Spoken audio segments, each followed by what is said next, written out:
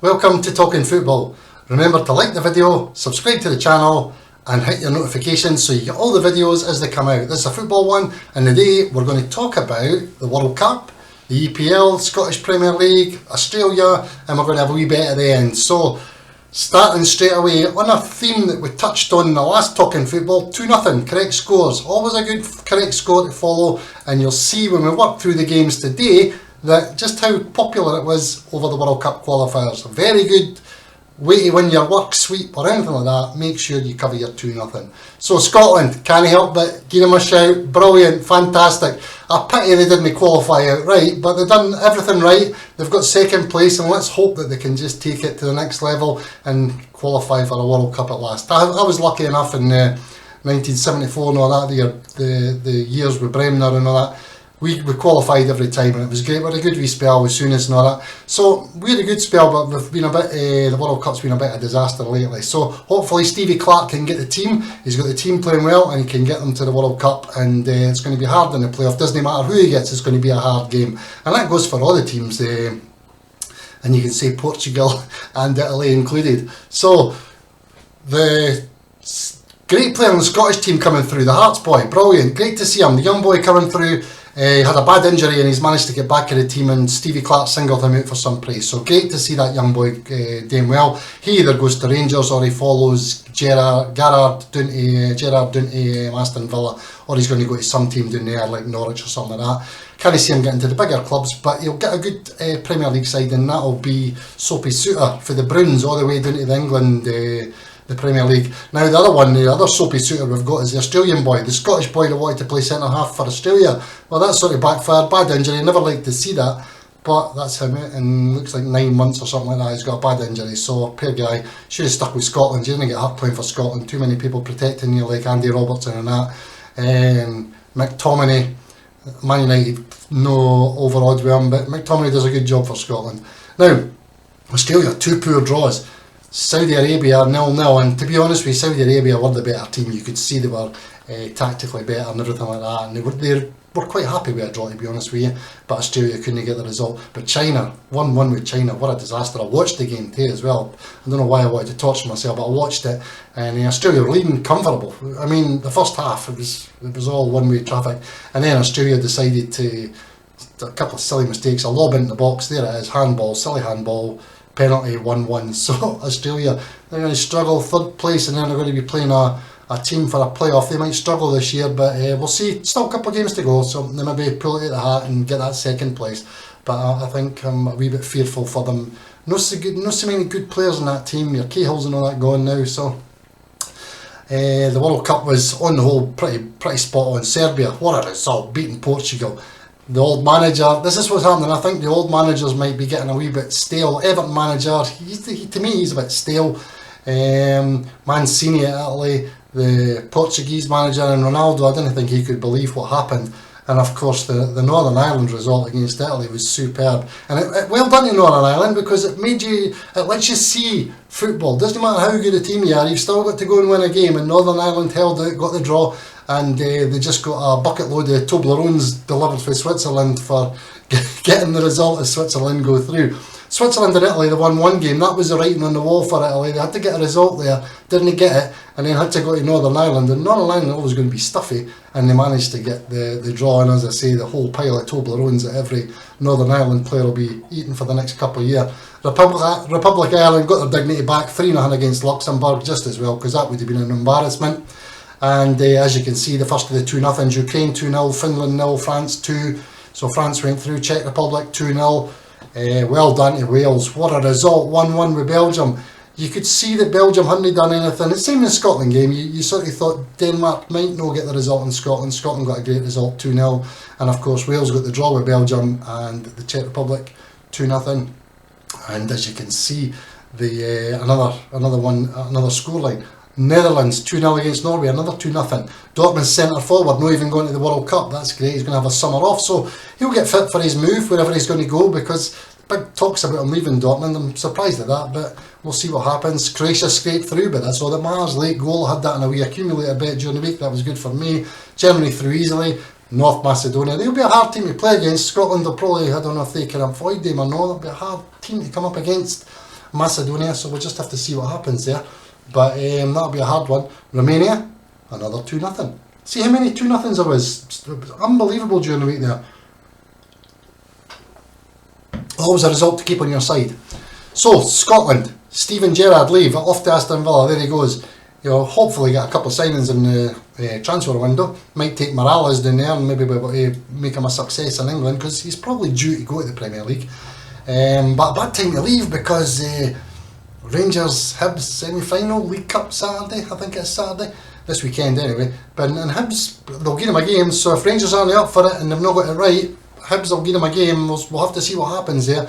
I think Hibs got a man sent off the last time, so that game didn't really go the way Hibs wanted, but if they just knuckle down and get in there, I think Rangers might struggle a wee bit. Good game, Celtic St Johnstone. St Johnstone, the cup side, won both cups in Scotland last year. Not many teams have done that against the Old Firm. Hearts had a couple of wins, but they never get the League Cup. Hibs get the League Cup, and they've won the Scottish Cup once in about 140 years. But as I say, St Johnstone, great result last year, 2 cup finals, 2 winners, and they beat Hibs in one of them. And Hearts, big chance to go a wee bit closer to the top of the league, because obviously the Old Firm are in the cup and Hibs are at the top 5 now anyway. And Hearts, Motherwell, hard game, but Hearts, if they've got any ambitions, they've got to beat Motherwell and take the 3 points. Into the EPL, here we go, this is going to be good. Chelsea, are they going to have Werner and Lukaku back? Both back light training, I think, but I think it'd be a big ask for them to start the game. Werner's apparently made quite a miraculous recovery, so we'll see what happens. Now that he scores, he'll take about 12 chances to get a goal anyway. But interesting, Leicester, a great side to watch. Brendan Rodgers got them playing really as a team. Vardy, the Madison in the middle of the park. It's a great team to watch. Harvey Barnes, good wee side, and it's going to be interesting to see what happens there. Dean Smith to Norwich. I found that another one of these strange ones, because Lampard was supposed to be going there, but obviously changed his mind or something happened, fell through. Dean Smith, is it just a recovery stick? Norwich are looking for a manager that will keep them in the Premier League? Could be. But when you look at that, Dean Smith really relied on his backroom, because as soon as John Terry left and the other boy left, it sort of went a wee bit downhill. So I'm hoping Dean Smith is the strong enough manager, and he doesn't need his backroom staff to keep him going. So we'll see what happens there. Watch his space with that one. Southampton, surely they can go to Norwich and get a result, you'd think so. Burnley, Crystal Palace, nothing wrong with that game. This could be a good game. Burnley, Crystal Palace. Burnley have been unlucky in some of the games, as I said, in a couple of weeks, and they've started to get results. Crystal Palace, Conor Gallagher, Zaha, good players. Conor Gallagher, brilliant, got his England debut. You got to take your hat off to the young laddie, brilliant, and he's 110% in every game, and I was delighted to see him, talking him up, eventually got his international cap, which is great. Villa, Brighton, as I say, Steven Gerrard is the signings coming, and a couple of players that you would think he would take for Scotland is Morales and the boy Suter for Hearts. You would definitely think he would grab the two. Wolves, West Ham, Davy Moyes, great manager for getting his team to play, and deserves everything he gets, and I think they could definitely come away with something in that game at Wolves on Saturday. Newcastle, let's see how that goes, and the big thing is how that goes. I'm still not convinced about that manager appointment. I don't care how good he is. He likes to attack, so let's see if his attacking performances at Bournemouth pay off when he's at a bigger club. Newcastle, no disrespect to Bournemouth, but Newcastle should be spending, although they've come out with a few things saying about their budgets and that, but I think that was just pie in the sky, so that the Newcastle fans didn't have too much to expect. I think Newcastle will spend big and will be one of the big teams, but I think survival's probably the important thing at the current moment. Brentford, big test for them. Can their players pull something out there? This is a team they want to be playing against. Newcastle, they've no change, they've still got the bad players there, so Brentford up their game and should get something for that game if they concentrate and get stuck in. Watford, Man United, this is an entertainment circus, Ollie at the wheel. This is brilliant. Although I think they must get a result this weekend. I really do think Man United will get stuck in and get a result. But it'll not be a pushover, I can tell you that. And I'm sure a few of the Watford players will have something to say about that. But the circus continues. Ole Gunnar Solskjaer, it's just brilliant to watch. Entertainment. Arsenal, big test at Liverpool. All the signs are saying Liverpool will win again, but there's some big prices in there in the correct score market. Man City will beat Everton, that'll be boring. I think that manager, one of the older style managers, against Guardiola. It'll not work, I think, Guardiola. But Guardiola will just come out with something like 1-0, 2-0. He's not wanting to be excited. I can't see it being a big scoring game. Spurs, great to see Harry Kane back scoring goals again. And I think that'll be a big boost for Spurs, because when he starts scoring and Conte gets his right team settled, I think you're going to get some great results here. I think the bet we would have this weekend would probably be something like Man United as your banker. Surely the players are going to be too good for Watford. Southampton in the draw probably, West Ham in the draw, and Spurs in the draw. So it would be a 2 8 bets. A lot of people say, oh, I don't like putting 8 bets on, but I don't care, because if you get a couple of draws in there, that's you boosting your odds up to 28 and 38 to 1. And there's always a draw for the bookie, as you know, when you're putting your bets on every weekend. So that would be where I would be aiming this weekend. A lot of great games coming up, another full weekend in Scotland. The A-League kicks off in Australia this weekend, so we'll have a look at that. We might do some work on that this year, have a look at the past results in that and get organised. And if you're playing correct scores and everything like that, some of the correct scores this weekend, they've just got them all wrong. I think it's a bit confusing for the odds compilers this weekend, especially in the Leicester game. They don't know how to get the front of the market right, because the dangerous results are 0-1, 1-1, 0-2, 1-2 and 1-3. And the odds compilers, game big odds out there, 8.2, 9.8 and 18 to 1. Big prices if you can sniff about. And that's what I do. I specialise in getting stuck in. I've got my data that I work on. And that's where people say, what would you do what would you say to people to do? Get your data organised. Get organised with knowing what you're going to do. I practically know the price of what every correct score should be, so I've got a sort of expertise in that area, so I can dig in and have a look and find out what stands out. And there's a few 0-2s in there. 18.5 Aston Villa Brighton, Brighton to win 2-0 is 18.5, that's massive.